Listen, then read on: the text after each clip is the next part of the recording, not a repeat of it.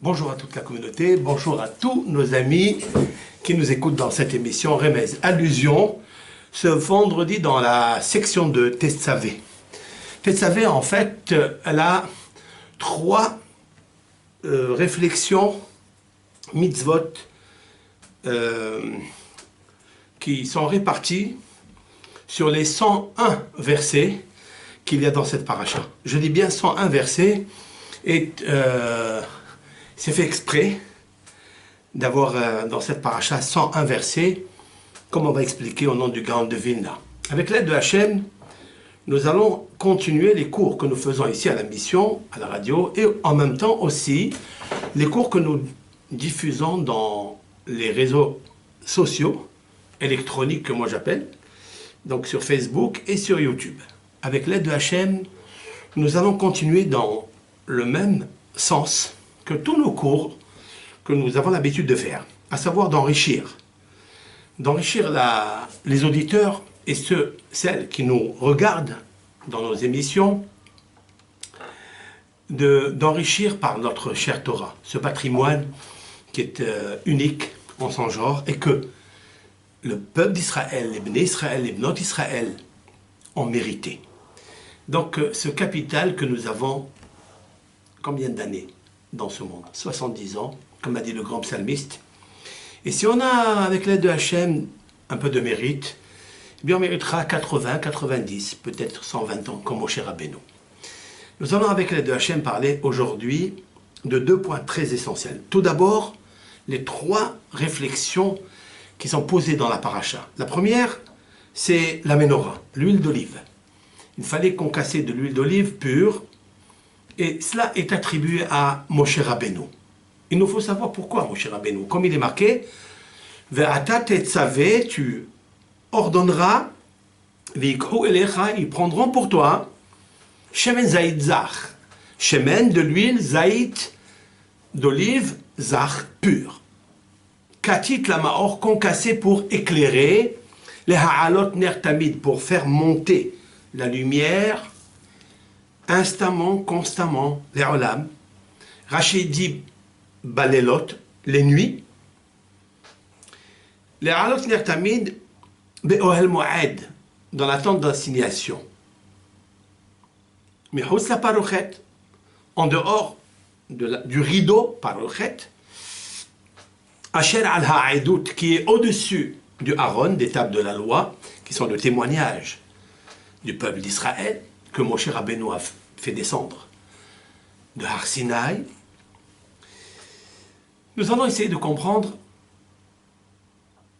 pourquoi Elecha. Ils prendront pour toi de l'huile. Ils prendront de l'huile pour allumer la menorah. Pourquoi pour toi, Elecha, à toi? On voit encore Moshe Rabbeinu, la puissance. Lorsque Akadosh Baruch Hu ordonne Moshe Rabbeinu, il est l'âme du peuple d'Israël. Il est l'âme pas seulement dans la génération du désert, celle qu'on appelle la génération de la connaissance, mais il est aussi l'âme du peuple d'Israël dans tous les temps, dans toutes les époques et surtout dans les exils. Car nous savons très bien que Moshe Rabbeinu représente cet exil, l'exil de Édom. Comme l'a expliqué Rabbi Haim Ben Attar, au nom des Midrashim, que Avraham Avinu s'est occupé d'un exil. C'est-à-dire par le mérite, la lumière, les échouyot d'Avraham Avinu, il a réussi à éclairer les exils, une des exils. Yitzhak Avinu, son fils, notre patriarche Yitzhak, a essayé d'adoucir la rigueur d'un exil. Yaakov a réussi, accompagné d'Abraham et de Yitzhak, par leur mérite, tous les trois, ils sont sortis d'Égypte. Yaakov représente, lui et son fils Yosef, l'Égypte. Moshe Rabbeinu, qui a continué la force des patriarches, puisqu'il est le quatrième patriarche, il est celui qui représente la sphère du Netzach, c'est-à-dire la victoire, ou bien l'éternité. Cette Séphira, cet attribut de Dieu, est posé sur la tête de Moshe Rabbeinu, là où se trouve la Neshama de Moshe Rabbeinu. Et Moshe Rabbeinu va continuer depuis qu'il a quitté le peuple d'Israël le 7 Adar jusqu'à Nissan. Le Nissan, pas celui qui est venu de suite après, où le peuple d'Israël est rentré en Eretz Israël, mais plus que ça. Le Nissan de celui dont le Talmud dit, et confirmé aussi par le Zohar, Benissan Nig'alu, Benissan Atidi Nig'al. Le mois de Nissan est donc le mois de la délivrance du peuple d'Israël. C'est-à-dire là, dans ce mois, viendra Melech HaMashiach. Mais avant qu'il arrive, Melech HaMashiach, le peuple d'Israël traverse des moments très difficiles. Premier temple a été construit, détruit.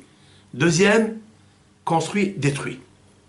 C'est la raison pour laquelle les commentateurs nous disent que dans le mot katit, cela veut dire dans le mot concassé, il figure ici les années que le Beth Amikdash Rishon et Sheni ont duré. L'un a duré 410 ans, comme la valeur numérique du mot kadosh, sainteté, parce qu'Akadosh Baruch Hu est saint, le peuple d'Israël doit l'être aussi.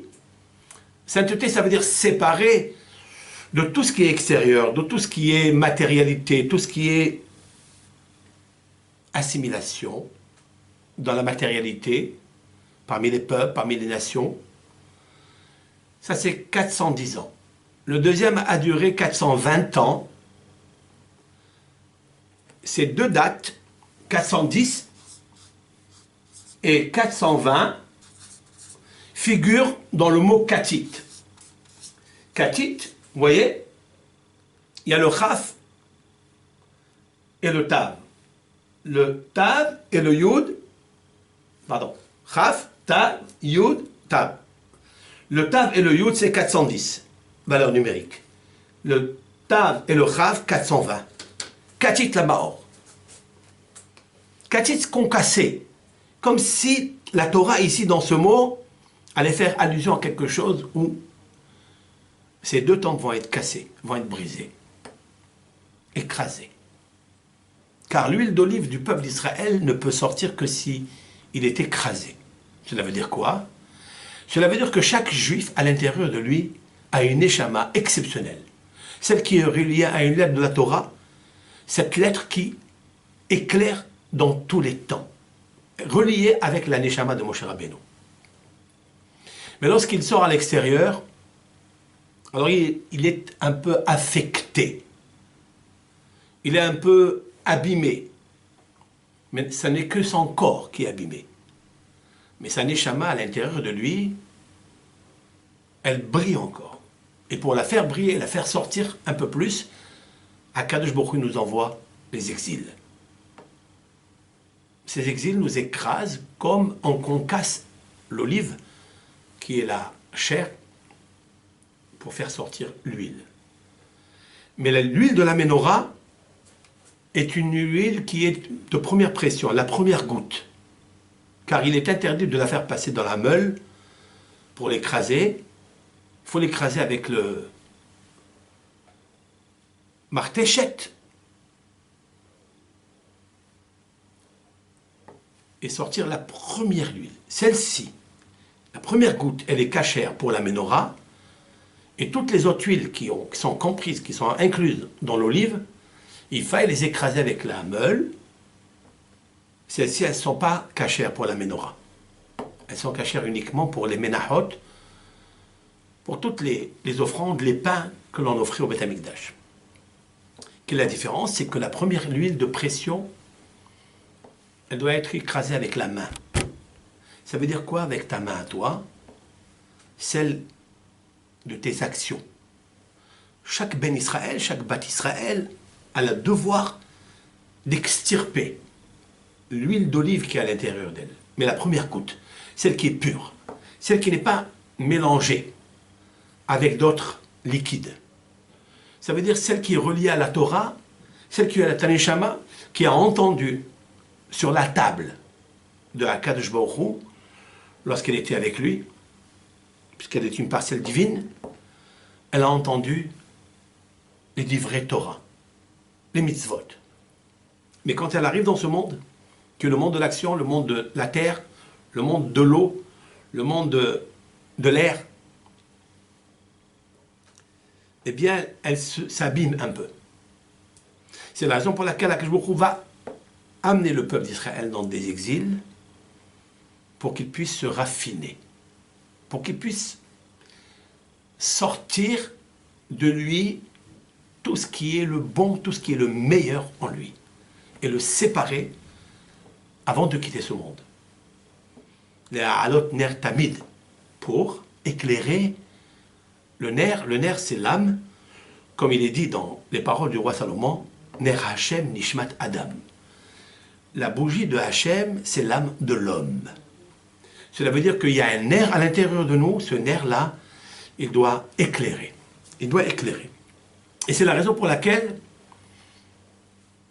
la Torah va parler donc de l'huile d'olive, elle va parler donc de la menorah, elle va parler aussi des begadim, ce sont les vêtements que doit porter le Kohen Gadol à Aaron. On parle énormément d'Aaron à Cohen, le frère, le grand frère de Moshe, c'est celui qui va allumer la menorah, c'est celui qui va porter les vêtements royaux de splendeur. Dans ces vêtements royaux, il y a la fabrication complexe du pectoral, c'est-à-dire le Hoshen HaEphod. Le Hoshen HaEphod. Hoshen HaEphod, ça veut dire le pectoral. Ce pectoral, il y avait enchâssé en lui les 12 pierres d'Israël avec leurs prénoms gravés dans chacune de ces pierres. C'est le fond de la... Donc le châssis, si l'on peut dire, était en or. Et le nom de Réhouven était à l'intérieur et il était couvert, entouré, comme une couronne sur le nom de Réhouven. Réhouven était enchâssé sur la pierre qui s'appelle Odem, c'est-à-dire le rubis. Le rubis. Shimon, etc. On parlera de ça avec l'aide de Hachem, ça n'est pas l'objet du cours. Et tout cela était porté sur ce qu'on appelle Avnei Shoham. Avnei Shoham, ce sont des pierres d'onyx. La question est de savoir pourquoi on a choisi le Shoham, qui est l'onyx, qui est une couleur, une pierre noire. Elle confère énormément de facultés, celle-ci. Il ne faut pas oublier que sur l'onyx était enchâssé le nom de Yosef, Hatzadik.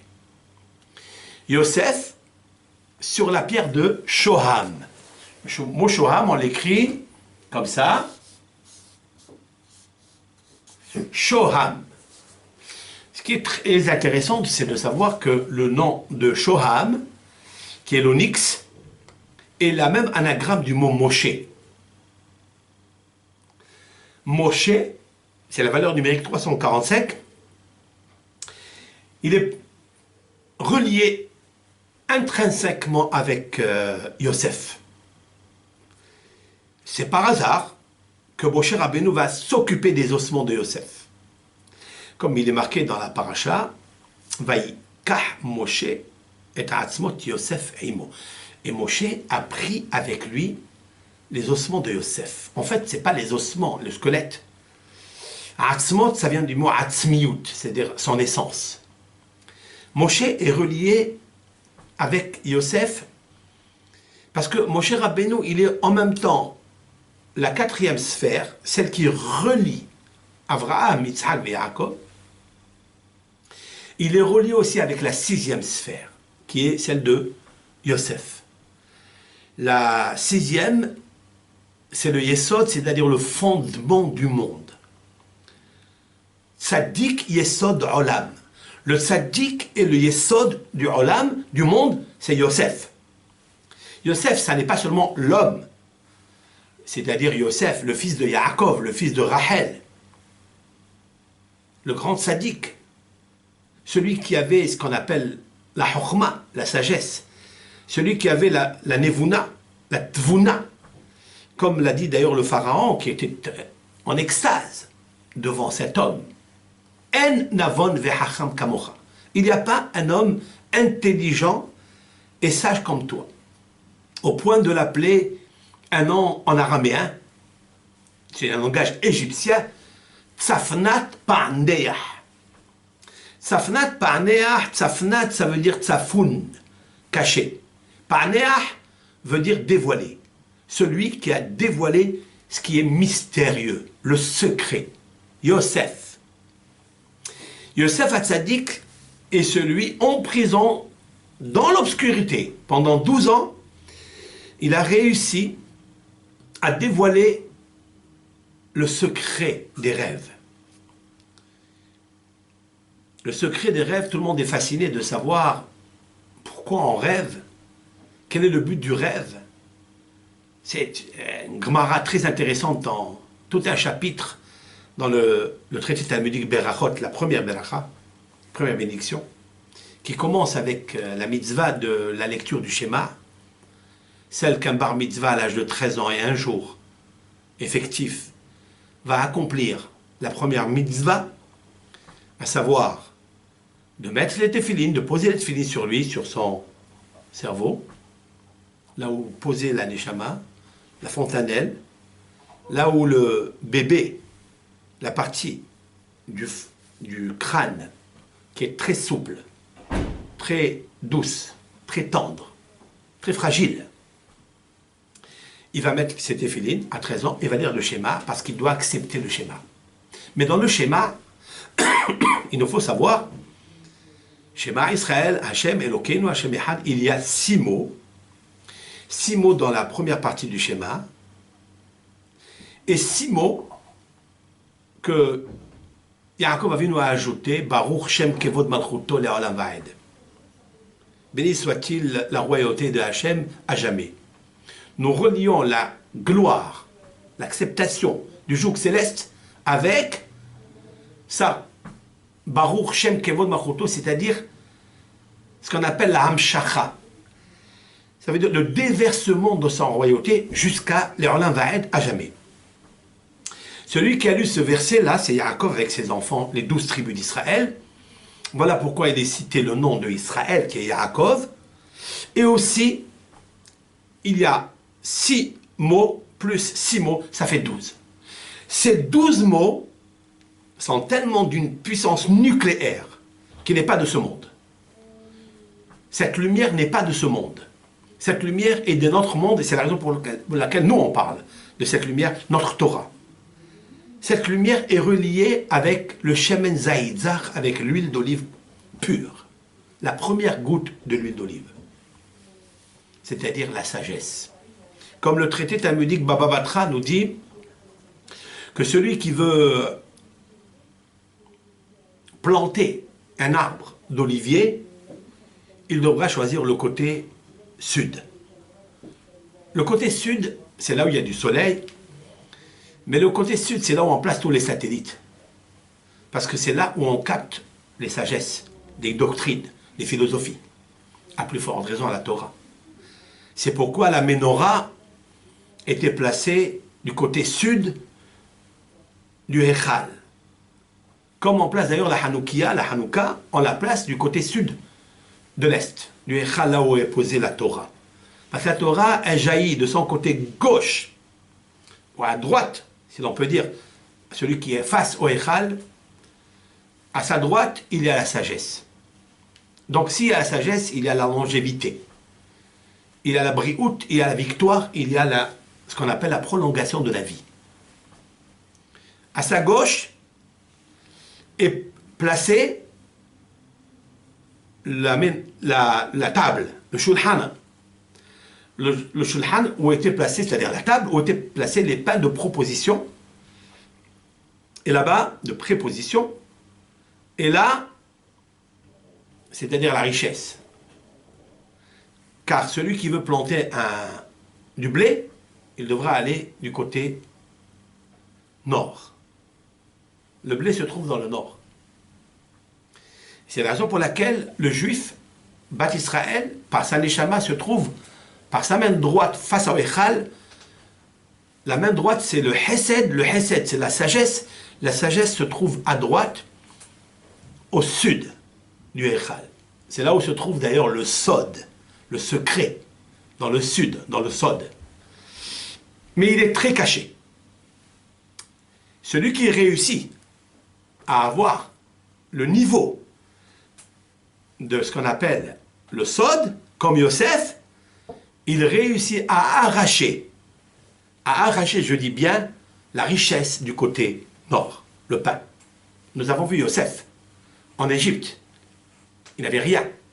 Il était jeté dans une geôle physique, dans un puits, un bord, si l'on peut dire ainsi. Et de lui, il a concassé la petite goutte d'huile d'olive, c'est-à-dire la sagesse, qui était extrêmement pure, sans qu'il y ait un mélange d'autres liquides avec, d'autres sagesses avec. Dans sa pensée, ici, il avait le nom de Dieu uniquement, les 4 lettres de la divinité, avec lesquelles il a permuté, en réussissant à trouver la lumière qu'il fallait pour dévoiler les secrets du pharaon, les rêves.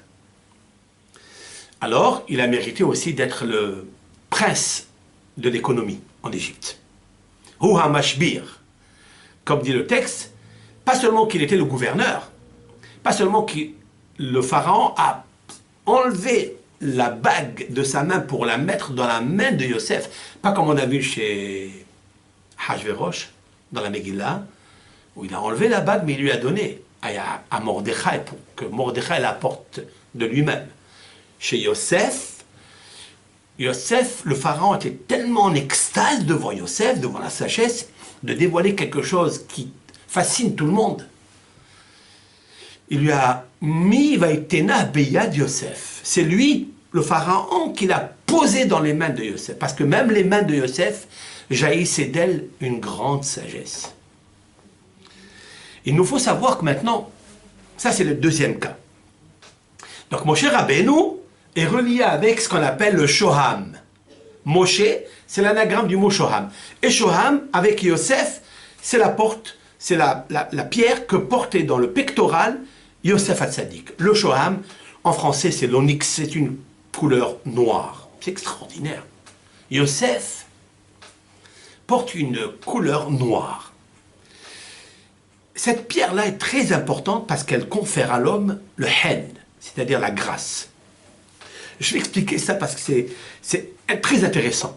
Très intéressant parce que nos sages, nos maîtres, notamment Rabbeinu Behaye, qui a vécu au XIIIe siècle, il y a le Moyen-Âge. Rabbeinu Behaye, dans son livre, Rabbi Yosef Karo, qui lui aussi dans son livre a écrit toutes les significations, les bénéfices, ce qu'on fait, toutes ces pierres précieuses. Il nous faut savoir qu'il y en a 12 dans les racines, c'est-à-dire les grandes lignes, les grandes racines des pierres précieuses, il n'y en a que 12.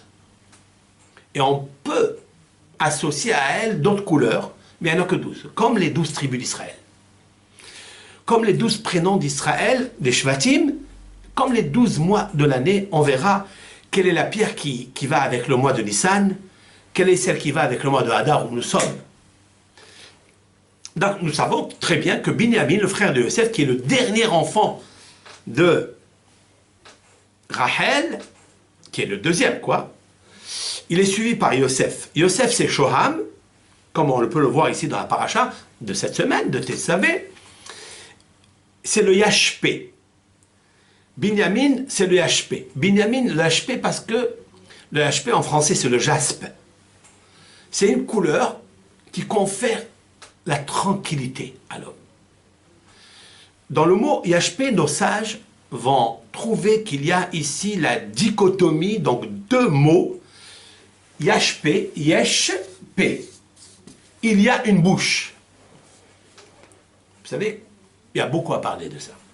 Il y a beaucoup à expliquer qu'est-ce que veut dire il y a une bouche. Yeshpe. Yeshpe parce que Binyamin savait que Yosef était vendu par ses frères. Il ne l'a jamais dévoilé à son père, Yaakov. S'il l'avait fait, dit le Nahmanide, Yaakov aurait maudit les Shvatim, on ne serait plus aujourd'hui ici. Grâce à Binyamin, il avait la bouche, il n'a pas parlé. Il a gardé le silence. C'est un très bon secrétaire, c'est un taire le secret. Et c'est la raison pour laquelle Binyamin va réussir à ce qu'en dans son territoire, qui va mériter par le Goral, le tirage au sort, que va faire Yehoshua en rentrant en Eretz Israël, après bien sûr avoir gagné la guerre et la victoire sur les 31 rois qui ont été expulsés d'Eretz Israël, d'Eretz Kenaan, il va mériter pas moins que la place du Beth Amikdash avec Yehuda. Avec le roi d'Israël qui est Yehuda, ils mériteront tous les deux, bien sûr qu'il y a une répartition qui s'est faite, mais il va mériter une grande place, Binyamin, dans le temple. Il nous faut savoir quelque chose, que Mordechai Yehudi, dans la Megillah, on le verra, puisqu'on est encore dans le mois on commence ce mois d'Adar, c'était l'homme qui a réussi à éduquer Esther, puisque c'était sa femme, elle était la fille de son oncle, Pat Dodo, à se taire et à ne rien dire. En Esther ma gedet et amma ve et moladta, Esther n'a jamais raconté les origines, d'où elle venait, qui est son peuple. Qu'est-ce que ça veut dire quoi? Cela veut dire que Mordechai Yehudi tenait, puisqu'il est de la tribu de Binyamin, il tenait ce bénéfice-là, cette influence-là, de cette pierre qui s'appelle Yashpé, le jaspe. Donc il a gardé le silence. C'est la raison pour laquelle elle s'appelle Esther. Esther, c'est-à-dire la cachette. Pas seulement qu'elle se cachait pour ne pas se montrer, la tsniout, qui est la pudeur, pour toute une femme d'Israël, pour tous les hommes aussi. Nous savons très bien qu'elle descendait aussi de Shaoul, du roi Shaoul, qui était dans les textes, qui avait la qualité de la pudeur. Et c'est pour ça que Dieu a choisi Shaoul. Il a commis une grande erreur, c'est celle d'avoir laissé Agag. Lorsque Dieu lui a demandé d'éliminer Amalek, homme, femme, enfant, Amalek étant celui qui était idolâtre, c'est celui qui a gêné le peuple d'Israël dans son enthousiasme, qui a refroidi, on va dire, l'enthousiasme de la crainte de Dieu en sortant d'Égypte, comme il est stipulé dans la parashat Beshalach, Asher karcha bad-derech, t'a refroidi dans ton chemin. Et c'est celui qui a, à cause de lui, tous les peuples ont fait la guerre avec Israël. C'est pour ça que Bilam va prophétiser dans la paracha de Balak. Il prophétise et il dit Reshit goyim Amalek, ve'acherito ade oved. J'explique. Reshit goyim, les prémices des nations, Rachi explique, qui ont fait la guerre avec Israël, les prémices, c'est qui? C'est Amalek. Mais il faut savoir, Bilam il dit à Balak, ve'acherito, l'avènement messianique explique Targum Yonatan ben Oziel, au moment du Mashiach, Ade Oved, il sera exterminé, disparu.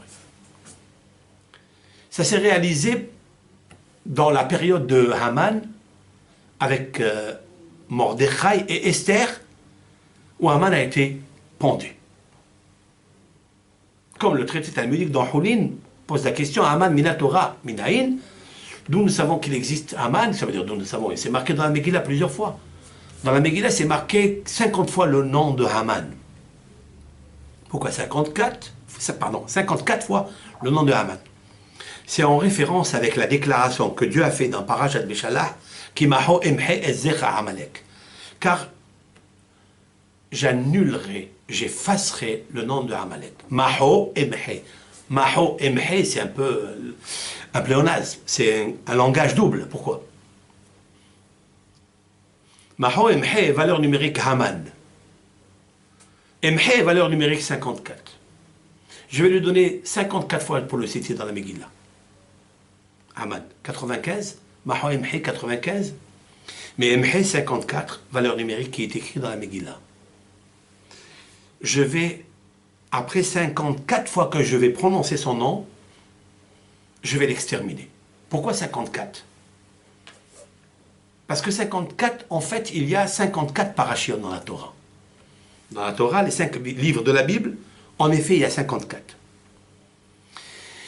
Mais il y a une où le nom de Moshe, normalement, qui devait être mentionné, n'est pas mentionné. C'est la nôtre. C'est celle-ci où, donc, il nous faut comprendre pourquoi son nom n'est pas mentionné. Les commentateurs, chacun, va essayer de donner son explication. Une des explications qui est dite, il n'a pas été mentionné parce que, en effet, l'acteur essentiel qui va allumer la menorah, l'acteur essentiel qui va mériter de porter les vêtements, et celui dont sa descendance va pratiquer les sacrifices, ce sont les 3 idées générales qui est ici dans la Parashat Tetzavé: la menorah, les bégadim, plus les korbanot, les sacrifices. C'est Aaron HaKohen. Aaron HaKohen, c'est celui qui a réussi à annihiler toute jalousie, toute convoitise de son cœur. Et c'est la raison pour laquelle Moshe ne peut pas être cité ici. Donc on va le raccorder avec la paracha de Teruma, celle qui nous a précédé. Et là, Moshe Rabbeinu est cité plusieurs fois. Nous avons fait un cours, où même le mot Teruma, c'est Torah même, Torah de Moshe. Et en fait, la paracha de Teruma qui va parler des accessoires, de la fabrication, du Aaron, de la Shulchan, de la Bet Amikdash, plus celle-ci de la Menorah, sont reliés ensemble. C'est une seule paracha. Voilà pourquoi il y a 54 en effet, mais il y a 53 comme la valeur numérique du mot Gan. Le mot Gan, ça veut dire le jardin. Ce nom du nom Gan, en fait, il est cité dans Bereshit. Venahar yotse me'eden le'ashkot et Gan. Il y a un fleuve qui sort du Eden pour irriguer le Gan. Gan, c'est la valeur numérique 53. C'est-à-dire que la sagesse de Dieu va sortir d'où elle sort, d'un endroit qu'on ne comprend pas, en tous les cas d'une grande menorah. À côté, il y a un grand arbre d'olivier, ou peut-être il y a plusieurs oliveraies, et de là, on concasse l'huile d'olive qui sort de la première goutte de la Kadosh Baruch Hu, si l'on peut dire de la sagesse, pour irriguer la Torah qui a 53 parachiotes. Et en fait, ça c'est la première raison. La deuxième raison, c'est que, en effet, Moshe Rabbeinu, c'est lui qui a demandé cela. Explique le Baal HaTorim. Il y a un maître qui s'appelle Baal HaTorim, Rabbi Yaakov Baal HaTorim, le fils de Rabbeinu Asher, le Roche, qui était un rabbin à la fin du XIIe siècle en Espagne, et qui a écrit une autoroute sur la halakha, des explications sur les traités talmudiques, Tosfot HaRosh, et Orhot Haïm, les Rabbeinu HaRosh aussi. Il a tracé du moussar, du comportement, comment se comporter dans la vie. Rabbi Yaakov Baal HaTorim, il a écrit que, étant donné que Moshe Rabbeinu, dans la paracha qui va suivre, dans Kitissa, c'est qui va suivre, là où le peuple d'Israël, la Torah raconte en tous les cas, c'est en désordre, mais la Torah raconte que le peuple d'Israël va faire le veau d'or. Et Moshe Rabbeinu va plaidoyer leur innocence. Il va se battre au point de dire à Hachem, si tu ne m'écoutes pas, si tu veux détruire ce monde, alors il est préférable que tu m'effaces de ton livre. Carrément. Je ne voudrais pas. Comme ça, Moshe Rabbeinu a dit à Akadosh Baruch Hu, quelle force. Je ne sais pas si on réfléchit un petit peu à ce qui est dit ici. Efface-moi de ton livre. Et lorsque un homme sadique, il sort de sa bouche une parole comme ça, même sans condition, alors il est puni. Et donc Moshe Rabbeinu a accepté d'être puni ici dans cette paracha de Tetzavé. Seulement la question est de savoir, mais pourquoi il a choisi Tetzavé? Ça, la Torah ne l'a pas expliqué. Vient le Gaon de Vilna, de mémoire bénie, il dit quelque chose de magnifique. Il dit en effet, dans cette paracha, il y a 101 versets. Et vous savez très bien que le nom de Moshe, c'est écrit comme ça. Mem, Shin et He. Mem, Shin et He, phonétiquement, Mem, donc nous avons le Mem, deux lettres Mem, le Shin, Shin, Yud, Nun, et He, He, Aleph. Dans la phonétique déployée. Comme je vous ai dit la semaine dernière, que dans chaque lettre de l'alphabet, il y en a 2, il y en a 3, il y en a 4. C'est pas comme A, B, C. C'est un fleuve. Ce sont des océans de connaissances. L'enrichissement des lettres de la Torah était incommensurable. Donc, vient le Gaon de Vilna, il nous pose quelque chose, une réflexion qui mérite d'être citée, car elle est très ingénieuse. Je vais me servir d'elle pour donner notre réponse, avec l'aide de Hachem. Même Shin He, vous savez, le Moshe, donc c'est son nom, c'est ce qui est extérieur, c'est ce que nous lisons, comment elle est appelée. Mais il y a même un Yud, un Nun, un Aleph qui fait la valeur numérique de tout ça, 101. Ça veut dire qu'en fait, les 101 Pesukim qui sont dévoilés dans notre péricope sont en fait la face cachée de Moshe. Moshe, il a choisi toujours d'être caché. Donc, comme si on disait Moshe, il apparaît dans les Pesukim, mais c'est lui qui a désiré d'être effacé. Mais dans le nom Moshe, Akadosh Baruch Hu lui a réservé, si l'on peut dire ainsi, son nom dans la phonétique, dans le remplissage du mot Moshe, du nom Moshe, même Yud, Nun, Aleph, qui fait, même c'est 40, Yud c'est 10, Nun 50 et Aleph c'est 1, qui me fait un total de 101, comme la valeur numérique des versets écrits ici dans cette section de Tetzavé. Donc Moshe est encore vivant, il est caché. Avec cela, je voulais expliquer quelque chose de comme cela. Quelles sont les lettres qui sont écrites ici, qui sont à la phonétique du nom de Moshe? Mem, Aleph, Yud, Nun. Qu'est-ce que ça veut dire? Mem, Aleph, Nun, Yud, si je marque ici Mem, Aleph, Yud, Nun, mais Aïn. Mais Aïn, ça veut dire d'où?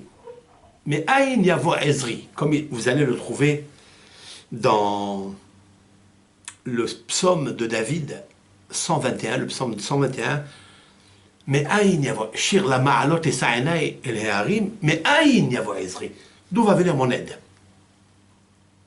Ici, là, l'idée, l'allusion qu'il y a ici, c'est qu'en fait, mais Aïn, c'est ce qu'il a dit Moshe à Hachem dans Parashat Kitissa.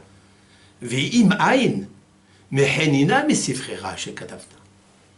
Et si tu n'acceptes pas Hachem, alors efface-moi. Vous savez, quand un homme il s'efface pour le peuple d'Israël, lorsqu'un homme il pense à chaque fois au peuple d'Israël, il est conservé dans son nom toute la berra. Je vais vous dire pourquoi. Parce que mes haïn, d'où va venir mon aide, Moshe ne pense pas à lui, il ne pense jamais à lui. D'ailleurs, mes haïn, c'est la même valeur numérique que Michael, l'archéange d'Israël. C'est le chiffre 101. Mais Aïn. Mais Aïn Yavo Ezri. D'où viendra mon aide?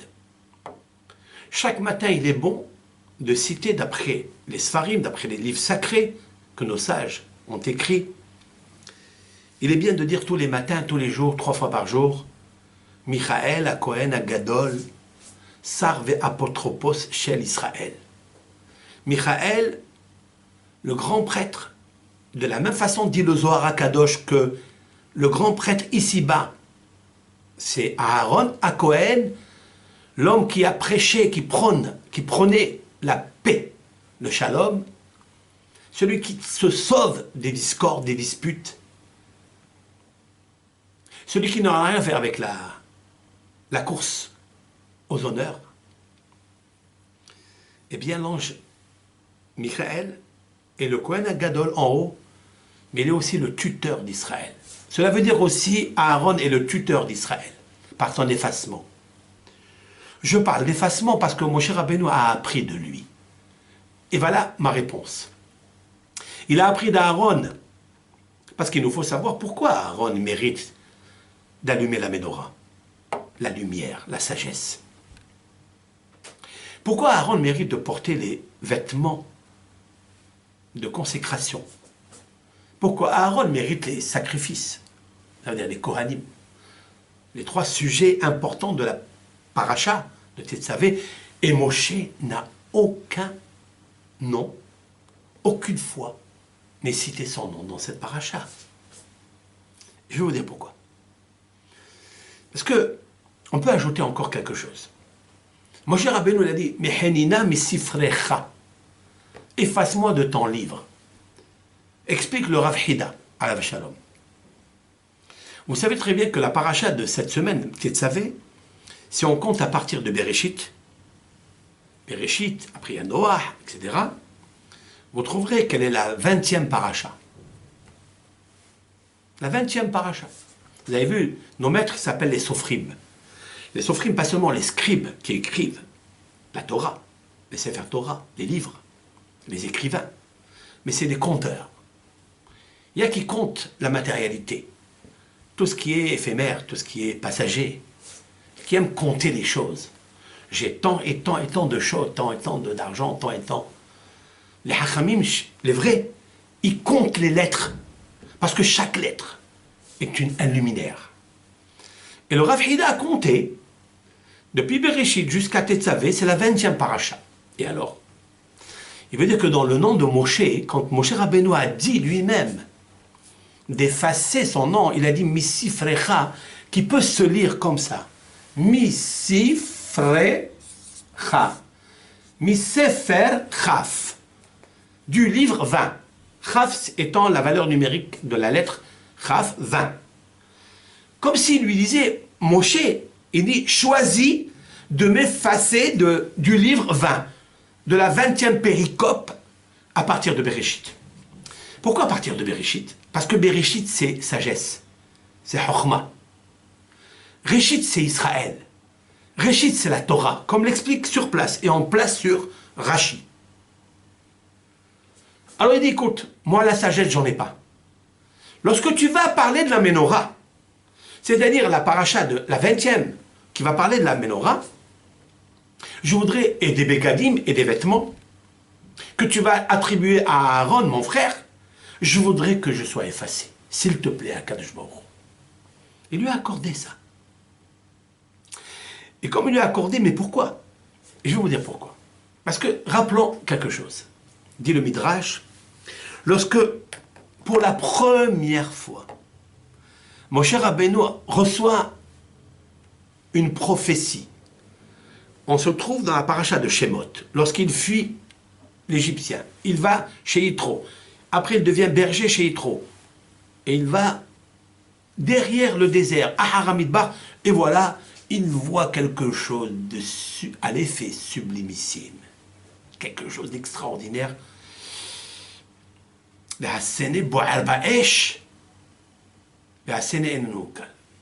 Il voit un ange dans le séné, c'est-à-dire dans un buisson qui vaut rien. Un buisson qui se trouve dans le désert. Un buisson qui, par la chaleur du désert, il brûle.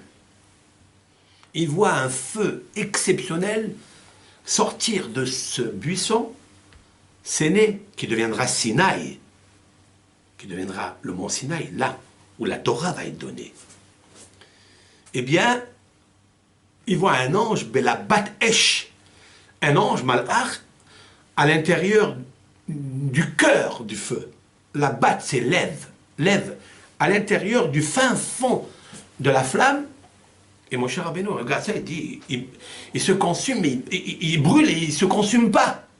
Les allusions que Dieu veut lui faire par cela, c'est marqué dans les Midrashim, regarde le Tanhuma, le Zohar, est rempli d'allusions. Parce que le buisson, c'est le peuple d'Israël qui est maintenant comme un buisson. Il est comme des épines. Le buisson, vous savez, qu'est-ce que c'est que le buisson? Le buisson, c'est comme un oiseau, quand il rentre dans le buisson, il ne peut plus sortir. L'oiseau, il rentre dans le buisson pour aller chercher quelque chose, mais il ne peut plus sortir parce qu'il y a des épines. Le peuple d'Israël est rentré en Égypte. Et ils ont pensé qu'ils allaient sortir. Ils sont rentrés pour la parnassa, pour aller apporter du pain. Mais ça s'est accompli sur eux, la Gézéra, Ben Abetarim, entre les morceaux que Hachem a dit à Abraham, qui descendront en exil en Égypte. C'est donc cet oiseau, Tzipor d'Eror, l'oiseau de liberté. On dit que c'est la pie. La pie. Dans le Shulchan Aruch, Bet Yosef, il parle de la pie. La pie, hein, qui est noire et blanche. Parce qu'elle symbolise un peu la Torah. La Torah, elle est écrite avec un feu noir sur un feu blanc, un parchemin blanc. C'est la pie. D'ailleurs, pie, c'est la bouche. Pie, yedaber chokmot. La pie, elle veut révéler des sagesses, comme la Torah. Elle rentre en Égypte dans les buissons, elle ne peut plus sortir parce qu'il y a des épines. Comme il est marqué, Vaya Kutsum ipene ben Israël, il est cité le nom de Kotsim. Kotsim, ce sont les épines. Les Égyptiens étaient forts d'épines qui piquaient le peuple d'Israël. Et mon cher Rabbeinu, de voir une chose marée extraordinaire. Très bien, alors il dit, Hachem, qu'est-ce que tu veux? Il dit, je veux que tu ailles sauver le peuple d'Israël. Il dit, non, je ne veux pas, je bégaye, je ne parle pas bien, j'ai honte de moi, je suis rien. Moi, je vais être ton serviteur. Et en plus, le pharaon, il m'en veut. À la suite d'avoir tué un des Égyptiens. Et surtout, il veut savoir avec quoi je l'ai tué, ni avec un glaive, ni avec rien du tout. Je l'ai tué par la parole. C'est tout. Par le Shem HaMeforash. Pas le Shem HaMeforash qu'on connaît, 72 noms, mais avec les 42 noms. C'est-à-dire, Anabeko Gedulat Yimincha, c'est un psaume qui contient 42 mots. Et ces 42 mots ont une force extraordinaire de faire monter les étincelles divines qui sont éparpillées un peu de partout, qu'on a gâchées, malheureusement. Avec ce nom, avec ce psaume, on les fait monter. En fait, mon cher Rabbeinu, quand il a tué l'Égyptien, il a voulu le faire monter, sa Neshama. Comme explique le Harizal dans Shahara Gilkulim, que la Neshama qui était... le Nefesh, pardon, pas la Neshama, le Nefesh, parce que c'est un goy. Le Nefesh était très mauvais, celui de Caïn. Mais comme Yitro devait récupérer la Neshama de Caïn, il fallait passer d'abord par le Nefesh du Mitzri, de l'Égyptien. Et là, il fallait employer le Shem, à Kadosh, pour le faire monter. C'est une explication qu'explique le Zohar à Kadosh. Mon cher Rabbeinu, il était obligé de le faire. Il dit, moi je ne peux pas. Alors Hachem, il lui dit, ne t'en fais pas. Il vient de savoir Hachem, enfin, pour nous expliquer à nous, bien sûr, que mon cher Rabbeinu ne voulait pas, pour ne pas causer et affecter Aaron, lui causer du tort ou de la souffrance. Vous avez vu ce que c'est, mon cher Rabbeinu? C'est une occasion rêvée de recevoir la Torah, de faire sortir comme un leader, législateur du peuple d'Israël, de faire sortir le peuple d'Israël, si on donnait cette mission, un rôle comme celui-ci, qui ne se jetterait pas dessus. Déjà par la gloire qu'il y a. Même si on va dire que ce n'est pas la gloire matérielle, mais la gloire d'être l'ambassadeur de Dieu. Mon cher Rabbeinu refuse. Et le peuple d'Israël est en train de souffrir. Je refuse. J'ai un frère ici. C'est lui qui dirige le peuple d'Israël. Qu'est-ce que tu es en train de le gêner? Aaron était le prophète. Qu'est-ce que Dieu lui dit à Moshe? T'inquiète pas, Moshe, t'inquiète pas. Veine, ve'alo, Aaron ahicha, ton frère, ahicha, on sait qu'il est frère. Il fallait lui dire à Aaron, ahicha, ton frère. Il n'est pas seulement ton frère par la chair, parce qu'ils sont nés de la même matrice. C'est déjà extraordinaire. Parce qu'on s'aime quand on est dans la même matrice. Mais il est aussi ton frère dans le cœur. Il te verra et il sera heureux du poste que tu vas occuper. Parce qu'il sait, Aaron, qui tu es. Que ta neshama est très grande. que toi-même c'est un luminaire. En fait, quand Aaron va allumer le luminaire, c'est Veikhu Elecha, c'est qu'ils te prendront pour toi. Toute l'huile, ils devront te la porter à toi. Tu ordonneras les bénis Israël de prendre pour toi. Parce qu'en fait, toi, tu es le candélabre qui est allumé avec la goutte, la première pression de l'olive. Cette goutte pure, ta neshama, les olam, les alot ner tamid. C'est toi la menorah, mon cher Rabbeinu. Et c'est Aaron qui t'allumera. Il n'est pas dit à propos du psaume 137. Shira ma'alot, inematov ou manaim shevetahim gam yahad. Combien c'est bon, combien c'est agréable, deux frères qui s'aiment ensemble. Ça veut dire ensemble, gam yahad. Le Midrash nous dit que c'est Moshe et Aaron, ce sont les deux frères. Ce sont des frères pas seulement qui s'aiment, mais même quand ils sont à côté. Parce que les frères, habituellement, quand ils sont à côté, ils ne se parlent pas. Quand ils sont loin, ils disent je t'embrasse, tu es bien, comment vas-tu? Stop. Mais quand ils sont à côté, jamais ils parlent. Ils sont ensemble, ils se voient, c'est des frères. C'est le même doigt, c'est le même corps. Chez Moshe et Aaron, ils étaient agréables, ils étaient ensemble. Gam Yahad, même quand ils étaient ensemble, ils s'aimaient. Vous savez quelle est la preuve? Là. Quand Aaron, il va sortir à ta rencontre, il va être content dans son cœur. C'est marqué. Vera'acha vesamah belibo. Il te verra et il sera content de ton sort. Lorsque les paroles, écoutez bien, chers frères et sœurs, ces paroles sont sorties de Dieu. Vera'acha. Moshe Rabbeinu a enregistré le chaf de Vera'acha. Te verra. Vera'achaf. Il verra le vin. C'est la 20e paracha. C'est la paracha de la Ménorah, la paracha des Begadim, la paracha des Korbanot. Pourquoi Aaron y mérite tout cela? Vient Rabbi Shimon ben Yochai, Alav Shalom. Il dit, lève, chez Samach Bigdulat Ahiv, le cœur qui était content pour la grandeur de son frère, Aaron donc, qui était content pour la grandeur de Moshe, Ho ilbash orim vetumim. C'est lui qui portera le pectoral où étaient enchâssées les 12 pierres des bénis Israël. Cela veut dire que Moshe et Aaron, en fait, c'est une seule pièce, une seule menorah. Seulement, Moshe Rabbeinu, il compose la structure, le squelette de la menorah, qui a été faite en or pur, d'une seule pièce, avec de l'huile d'olive qu'on aura lui amener à Moshe, et Aaron, il va dispatcher la lumière vers le monde. Ça veut dire Aaron, en fait, c'est le shalom. Et voilà pourquoi, en fait, c'est Rabbi Shimon bar Yochai qui parle.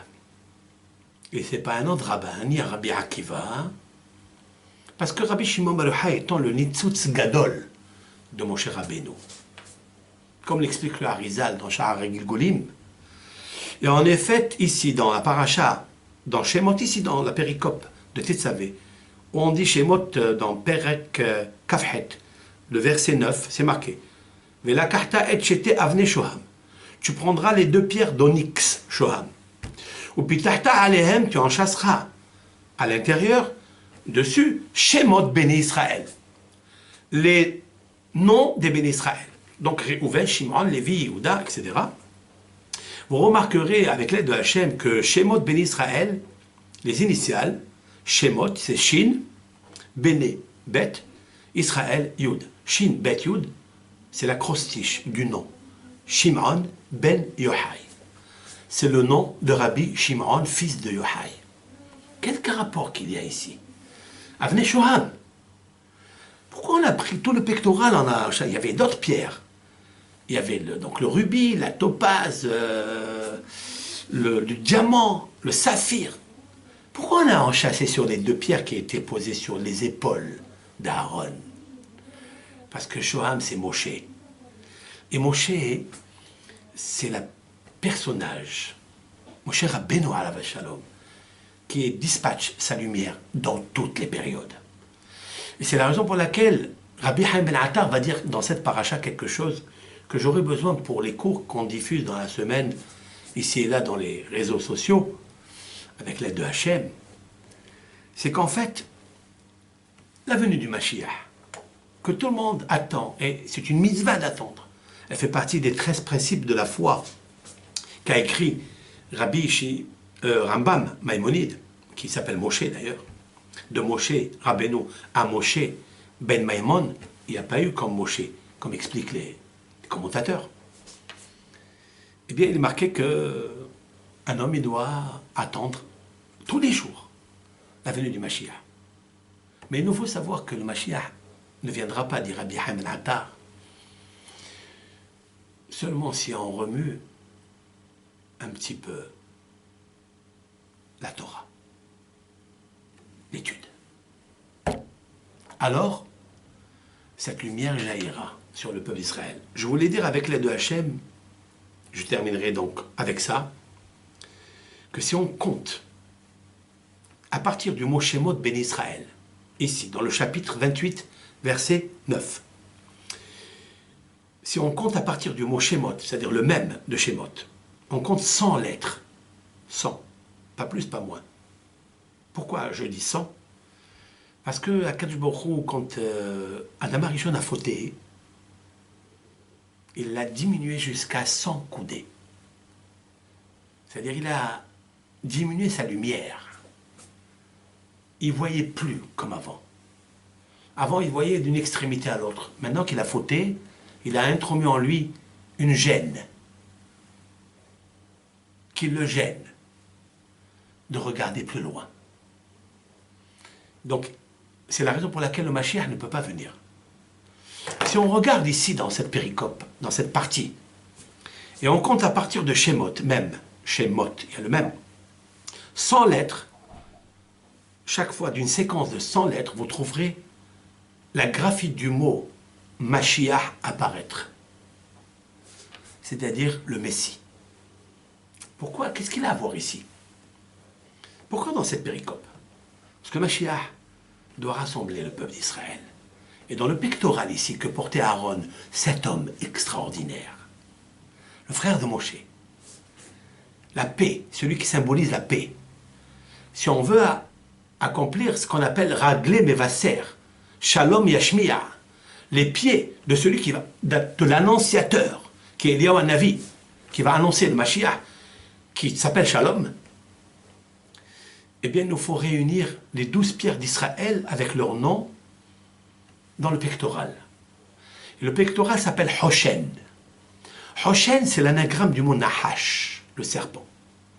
Il nous faut annihiler les impuretés qu'a déposées le Nahash ici et là dans le monde. Alors viendra Mashiach. Et comment il viendra? Grâce à Moshe. C'est pourquoi Avnei Shoham, il y en a deux. Une à droite et une à gauche. Aaron et Moshe. Shevet Ahim Gam Yahad. Et dans le psaume 137, qu'est-ce qui est marqué là-bas? Kashemen atov hayored al zakan zekan Aaron hayored al pi midotav kisham tziva Hashem et abracha haimad haolam ketal hormon. Comme le... Qu'est-ce qui est marqué? Il est marqué que comme la rosée qui descend du ciel sur le mont Hermon, qui est une montagne en Israël, la plus haute des montagnes en Israël, là-bas Hashem va ordonner le déversement de la bénédiction. C'est-à-dire, Mashiach Tzidkenu, mais ça passe par Moshe et Aaron, les enfants de Yocheved, celle qui s'appelle Shifra dans la Torah. Shifra, c'est-à-dire le chauffard. Quand est-ce que Dieu va sonner le chauffard? Le grand chauffard, où il va annoncer l'avènement messianique, c'est lorsque les deux enfants d'Aaron vont s'unir ensemble, avec les deux Avnei Shoham, dans le pectoral avec les 12 pierres d'Israël, les Ikaron en souvenir, alors s'arrêtera ce qu'on appelle Myriam. Myriam, c'est Marim. Myriam, c'est la mriroute, c'est-à-dire l'amertume. L'amertume des exils s'arrêtera. Alors Mashiach viendra. Il y a une condition, la Torah, l'étude de la Torah. Il nous faut renforcer l'étude de la Torah dans les salles d'études, dans vos maisons, des bibliothèques, de livres. Il faut écouter les shiurim qui se trouvent ici et là, de très beaux shiurim de nos rabbanim dans le monde. Baruch Hashem, surtout en Eretz Israël, qui est clair par la lumière et le mérite d'Eretz Israël. La terre que Moshe n'a pas mérité d'entrer. Vous avez vu comment il disparaît, comment il accepte de s'effacer pour son peuple. On continuera avec l'aide de Hachem dans cette semaine à parler justement des mystères qui se trouvent dans les pierres précieuses qu'a choisi Akadosh Baruch Hu pour chaque prénom du Ben Israël. Reuven, Shimon, Lévi, parce qu'il y a beaucoup à dire. Il nous faut nous servir de cela pour améliorer les conditions du bonheur dans notre vie. Shabbat Shalom à toute la communauté.